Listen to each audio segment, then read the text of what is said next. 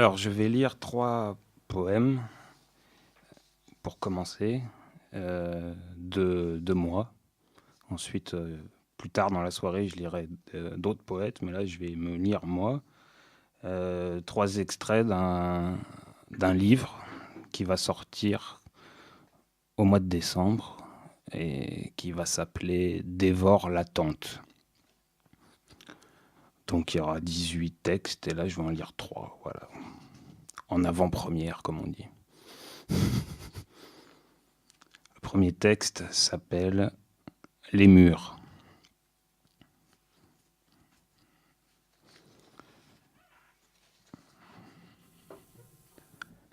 Crier n'est rien contre les murs.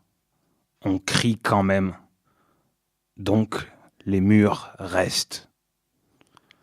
Les murs se coulent en nous. On participe à leur mission. On est leur fils. On est la blancheur du plâtre avec eux. On est le silence du parpaing quand on éructe et qu'on les frappe. Et nos têtes viennent saigner contre eux. Et nos cris dessus coulent comme des molards. Et même alors, on les produit. On les respecte en les frappant les murs. Même, on les met. On les met de partout dans nos tunnels, dans notre purée de temps contrit. Et dans l'amour aussi, ils viennent. Ils viennent aussi dans l'amour libre. Ils ont le parfum de l'omniprésence, les murs. C'est leur faiblesse. C'est comme le son de ce ventilateur trop continu. C'est le défaut d'insister qui les perd et peut faire qu'inviter par ce tempo ou cette couleur ou ce que tu préfères qui, le temps d'un soupir, relâche ta guerre. Tu ramènes tes pieds à toi 2 heures et sans les perdre de vue un instant. Sans non plus t'endormir ou boire du feu, tu restes doux à te calmer. Tu coules à l'envers du chemin et sans un crachat, les oublis.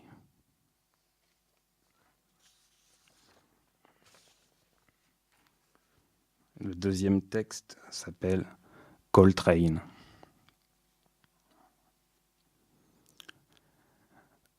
À ce soleil son, ce froid m'unir, j'aimerais plus avant que par la peau faire de la musique pour les vaches. Au vol saisir le clignement de ce dahlia, brûler, sentir, couler, nager dans la lumière, aspirer les entrailles meurtries d'un faon, les expirer en nuages bleus, que mes peines, mes liquides, mes joies n'en soient plus qu'une d'eau claire, que cette eau claire s'appelle musique et qu'elle vous sied. Je ne partage pas ce défaut d'enthousiasme, comprenez-moi. Je dois souffler, je dois dire que la vie me fait horreur. Descendre au fond de la plaie pour monter, mais dans l'abîme où je dévore les amis, quelle douleur, quelle brûlure d'infini au pli des lèvres. Je voudrais pouvoir arrêter la course, poser ce chaos-là nommé saxo, que l'harmonie naisse d'elle-même à la pointe du temps ou d'un cheveu, l'écriture effacée, la partition mise au tombeau et les rayons du soleil devenus la seule portée.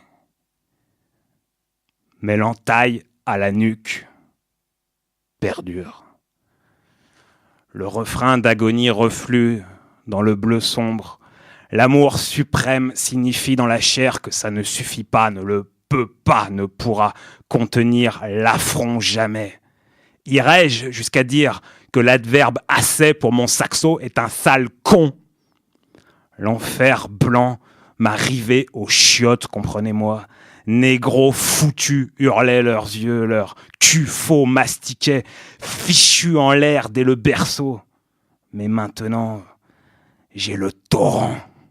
J'ai les plumes et les ailes arrachées à leur vieux solfège et je déborde, je tourne et voudrais bien voler, bien chier, mais toujours but, ces caillots, ces clous, ces coups de merde du passé agrippent encore les suées John, les frires au frit, 12 heures durant dans le bouillon du nerf enfin, il fera beau.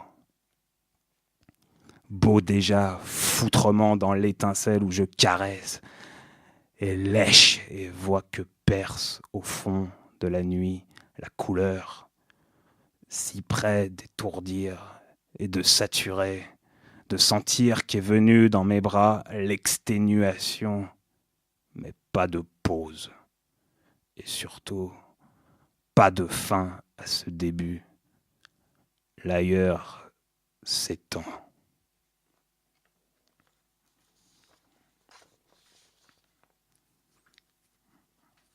Le troisième texte s'appelle Felipe. C'est le prénom d'un gosse que j'avais rencontré à San Cristobal de las Casas au Mexique. Felipe, lui, s'en fout d'écrire ou de jouer. Il voudrait que son père dise qu'il est né. Rien que ça, que son alcoolique de père arrête de boire 1 heure ou 2 et lui dédicace un molar, un bout de merde ou de PQ attestant sur l'honneur qu'il est bien là, bien remonté des bouts de sa mère morte, il y a 15 ans de bière de ça sans acte de naissance imaginé. Ça veut dire pas d'école, pas d'hôpital en vue, et le dentiste, il se pourrait qu'il en voie un après sa mort. Avant ça, il travaille, il s'humilie pour dire les choses. À quoi de beau ? À peu près rien, ou moins que rien. C'est-à-dire rameuter dans le vent froid les touristes indécis vers un resto. Et cela, s'il vous plaît, sans les tuer ni les griffer, même s'ils l'évitent ou le slalom, et sans fin se détourne de ses yeux, pressé de jouer. Mais pas un mot de trop, un seul. Pas un bras d'honneur, un crachat. L'attente, c'est tout, interminable. Et la fragilité de ce sourire adressé à personne ou à la nuit. Je le vois déborder de gentillesse, ce gosse imaginé. C'est désarmant, c'est pire que ça. C'est du sel sur une plaie à vif de percevoir en lui tant d'innocence. Les requins se profilent au loin déjà. Le carnage annoncé ne fait qu'attendre. Ne pourrais-je l'avertir et le sauver, au moins le prémunir ? Je cherche à m'en aller de sa nuit et m'en foutre, mais la scène, à l'écrou, elle me fissure. Alors qu'honnêtement, réellement, qui puis-je ?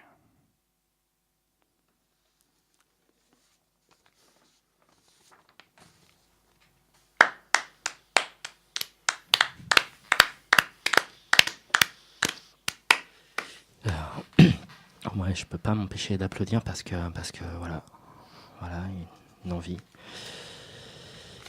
Qui puis-je ?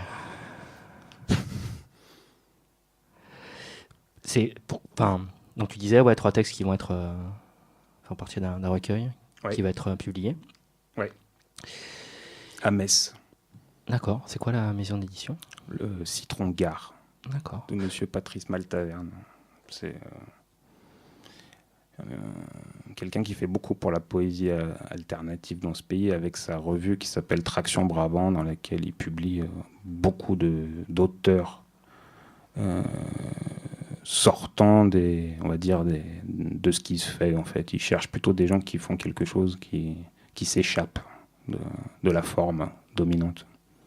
En soi, c'est quelqu'un qui permet un mouvement, je pense. Et le choix de ces 3 textes-là pour ce soir ? Je veux dire, ouais. Il y avait une idée, un fil conducteur, le molar.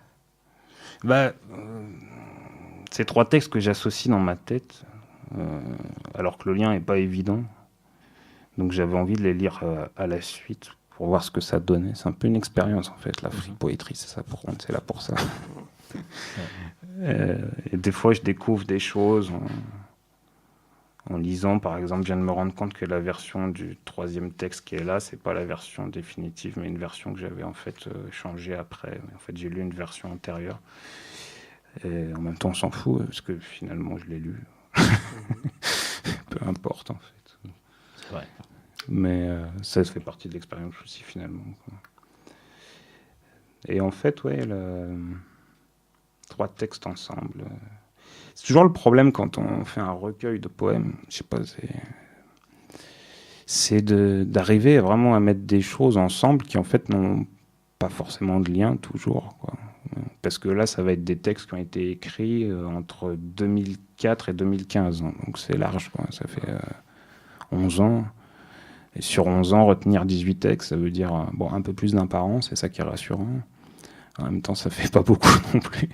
Mais c'est ça qui est bien, parce que du coup, on tamise vraiment, quoi. On travaille beaucoup à la passoire, essayer de voir ce qui reste, parce que des textes, j'en ai écrit des tonnes, mais des textes qui, 11 ans après, tiennent encore, que tu n'as pas envie de jeter, finalement, il n'y en a pas tant que ça, quoi.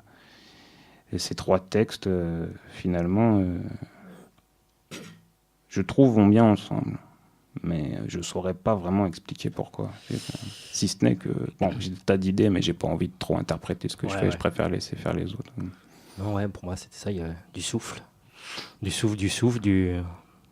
crachat, tu as craché dans 2 de ces 3 textes. Et puis Coltrane, il y avait quelque chose de cette nécessité de cracher quelque chose aussi, avec tout ce que ça implique, la violence dans tous les sens du terme. Et du terme craché, je veux dire. Et l'idée, c'était de mettre ce gamin, Felipe, qui rentrerait plutôt dans la catégorie de ce que l'écrivain uruguayen Eduardo Galeano, qui nous a quittés il n'y a pas longtemps, appelait los nadies, c'est-à-dire les gens qui sont personne, ceux qui ne sont rien, absolument pas connus, absolument, voilà. Le mettre après Coltrane, qui est l'inverse, quoi, qui est la référence absolue du jazz. Je trouvais ça bien, puisque finalement, ils ont des plaies, des blessures en commun, finalement.